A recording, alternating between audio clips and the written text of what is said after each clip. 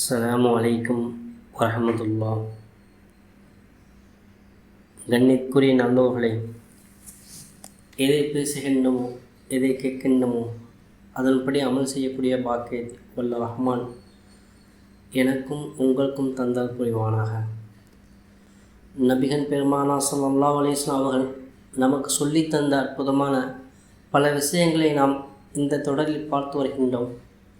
குறிப்பாக நமக்கு நல்ல அமல்களில் உயர்ந்த பண்புகளில் நாம் சொர்க்கத்தை அடைவதற்கான இந்த பாதையை எளிதாக்கக்கூடிய விஷயத்தில் நம்முடைய தவறுகளை திருத்தக்கூடிய காரியங்களை எக்கச்சக்கமான விஷயங்கள் ஹதீஸில் காண கிடக்கின்றது.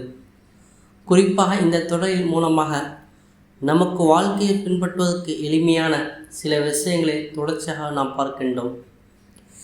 இந்த தொடரில் இன்று நபிகள் நாயகம் ஸல்லல்லாஹு அலைஹி வஸல்லம் அவர்கள் கற்றுத்தருகின்ற ஒரு முக்கியத்துவம் வாய்ந்த செய்தியை நாம் இன்ஷா அல்லாஹ் இப்போது நாம் தெரிந்து கொள்ளப் போகின்றோம். உமர் ரலியல்லாஹு அன்ஹு அவர் அறிவிக்கின்றார்கள், நபிகள் நாயகம் ஸல்லல்லாஹு அலைஹி வஸல்லம் அவர்கள் சஹாபாக்களை நஜீஸ் என்ற ஒரு இடத்துக்கு அழைத்து சென்றார்கள்.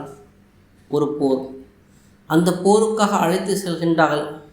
போரை முடித்து எக்கச்சக்கமான கனிம பொருட்களுடன் மதீனாவுக்கு திரும்பினார்கள். போனது ரொம்ப தூரம், ஆனால் கிடைத்த விட்டு மிக எளிதாக கிடைத்து விட்டது.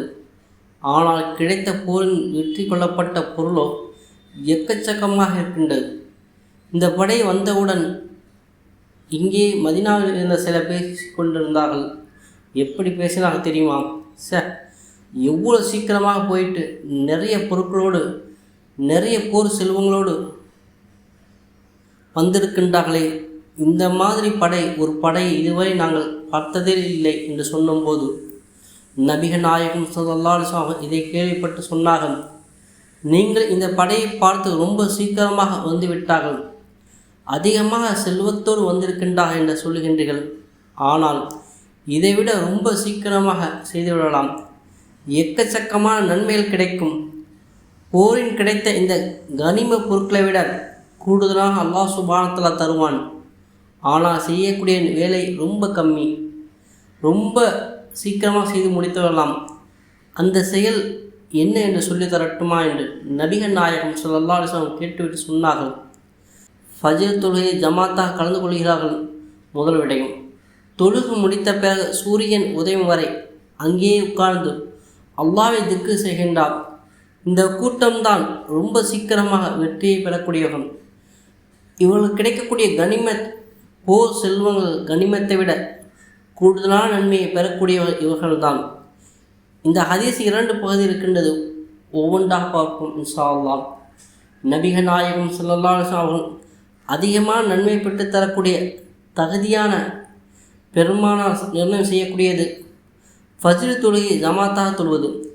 அன்புக்குரிய சொந்தங்களே, ஃபஜ்ர் தொழுகை என்பது மிக மிக முக்கியமான தொழுகை. நீங்கள் கேட்கலாம், அப்போ மற்ற தொழுகை எல்லாம் முக்கியம் இல்லையானு? 5 தொழுகையும் முக்கியம்தான். அதில் கூடுதல் முக்கியம் பெறுவது அதிகாலை தொழுகை, ஃபஜ்ர் தொழுகை. இன்றைக்கு சமுதாயம் மிகவும் கவனக்குறைவாக இருக்கக்கூடிய தொழுகையும் ஃபஜ்ர் தொழுகை தான். ஃபஜ்ர் தொழுகை தொழுவதால் கிடைக்கக்கூடிய நன்மையும் அதனுடைய பலனையும் ஒரு உள்வாங்கி கொள்வாரானால், அதனுடைய பலனையும் ஒரு அறிந்து கொள்வாரானால் வாழ்க்கை ஒரு காலம் ஃபஜ்ரை தவறவிட மாட்டார். நம்மில் ஃபஜ்ரை வளமையாக தொழக்கூடியவருக்கு நீங்கள் கேட்டு பார்த்தா தெரியும், அன்றைய பொழுது சிறப்பாக அமைவதற்கும் அந்த தொழுகை முக்கியமாக காரணமாக இருக்கும். நிறைய பேர் சொல்லி கேள்விப்பட்டிருப்போம், பார்த்திருப்பீர்கள், இன்றைக்கு காலை தொழுகை போச்சு, என் காரியம் மொத்தமும் போச்சு, எப்பொழுதுமே எந்திரிச்சு நான் ஃபஜ்ர் தொழுதுதான் என்னுடைய காரியத்தை செய்வேன், இன்றைக்கு ஃபஜ்ர் தொழுகை தொழவில்லை, நான் தூங்கிவிட்டேன், அல்லது ஏதோ ஒரு விஷயத்தில் கவனக்குறைவாக இருந்து விட்டேன், அதனால் ஃபஜ்ர் தொழுகை விட்டுவிட்டேன், இதனால் என்னென்ன காரியம் எல்லாம் தடை போய் ஏற்பட்டுவிட்டது, இன்றைக்கு நாளை சிறப்பாக அமையவில்லை என்று சொல்லி கேள்விப்பட்டுள்ளோம் அல்லவா? 7 விதமான பாக்கியங்களை ஃபஜ்ர் தொழுகை தொழக்கூடியவருக்கு அல்லாஹ் சுப்ஹானஹு வ தஆலா தருகின்றான்.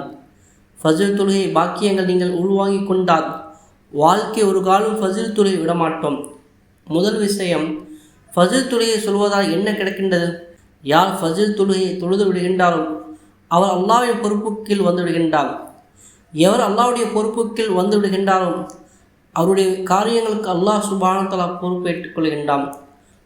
அவருடைய விஷயங்களை இலகாக்குவது அல்லாஹ்வுடைய கடமை. அவருடைய வியாபாரத்தை பரக்கத் செய்வது கொடுப்பது அல்லாஹ்வுடைய கடமை.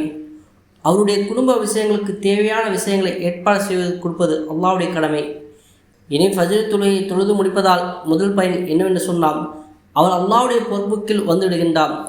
இரண்டாவது, ஃபஜ்ர் தொழுகை மூலம் நரக விடுதலை பெற முடியும். நரகத்துடைய விடுதலை ஃபஜ்ர் தொழுகையோடு இணைத்துக்கொண்டு சொன்னார்கள் நபிகள் நாயகம் ஸல்லல்லாஹு அலைஹி வஸல்லம் அவர்கள்.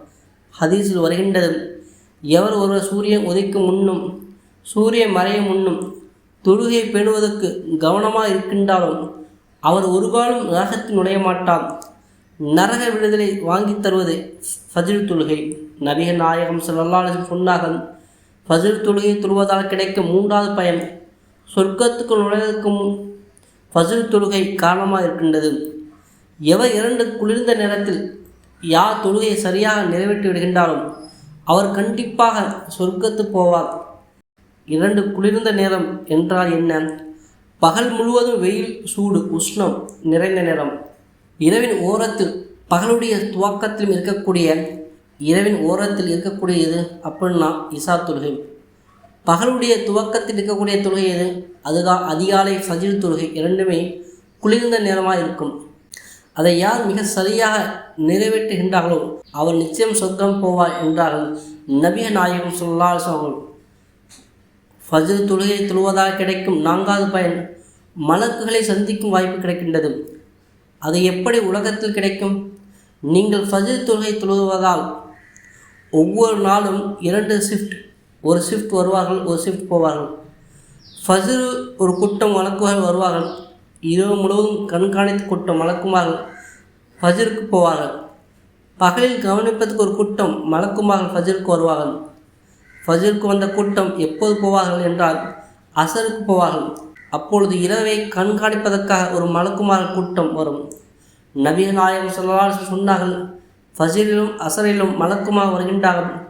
அவளை சந்திக்கும் பாக்கியத்தை ஃபஜ்ரை பேணி தொழக்கூடியவருக்கு அல்லாஹ் சுப்ஹானஹு வ தஆலா தருகின்றான்.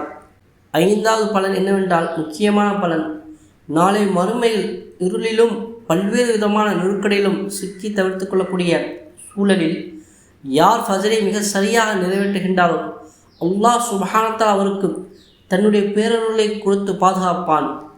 நபிகள் நாயகம் ஸல்லல்லாஹு அலைஹி வஸல்லம் சொன்னார்கள், எவர் ஒருவர் இரவில் இருளிலே யார் பள்ளிவாசலுக்கு நடந்து வந்தாரோ அவருக்கு அல்லாஹ் சுப்ஹானஹு வ தஆலா அந்த மறுமையில் இருளில் எந்த பயத்தையும் தரமாட்டான். தன் பேரருளை கொடுத்து அவளை பாதுகாப்பான் என்றார்கள் கோமான் நபிகள் நாயகம் ஸல்லல்லாஹு அலைஹி வஸல்லம் அவர்கள். தொழுகைக்கு வரும்போது இருட்டாதான் இருக்கின்றது. காலையாக இருந்தாலும் அது இருள் சூழ்ந்த நேரம்தான். ஃபஜ்ர் தொழுகைக்கு பின்னால் தான் வெளிச்சம் வருகின்றது. அப்போ அந்த நேரத்தில் ஃபஜ்ருக்கு வரக்கூடியவருக்கு அல்லாஹ் சுப்ஹானஹு வ தஆலா மறுமை இருளை கொடுக்க மாட்டான், தன் பேர் அருளை கொடுத்து பாதுகாப்பான். 6வது பலன் என்னவென்று சொன்னால், எவர் ஃபஜ்ர் தொழுகை தொழுகின்றாரோ இரவு முழுவதும் தொழுத நன்மை பெற்று விடுகின்றார். எவர் ஒரு இஷா தொழுகை ஜமாத்தோடு தொழுகின்றாரோ, இந்த வார்த்தையை கவனமாக கவனிக்க வேண்டும்.